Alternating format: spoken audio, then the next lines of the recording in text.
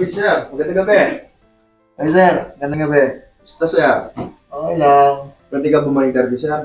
Pwede po. Ilan taon ka nang nagtatato, sir? 10 years na po, sir. Bah, matagal na rin, sir.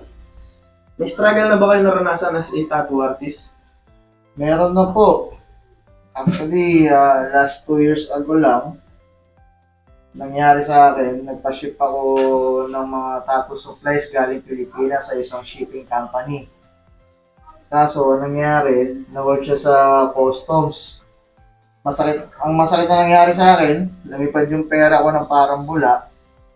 Pero simula nung nakilala ko si KN Express, naging smooth lahat ng transaction.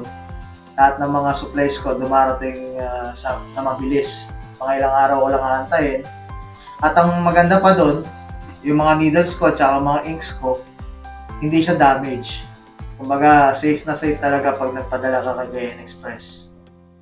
May advice ka ba, sir, para sa mga OFW na katulad natin na nandito sa UAE? Sa mga kapwa ko OFW at mga kapwa ko tattoo artist, ang masasabi ko lang kapag may mga gusto kayong ipadala galing Pilipinas, pag nag-crave kayo sa mga pagkain or sa mga tattoo supplies, huwag kayo magatubiling kumontak kay KN Express.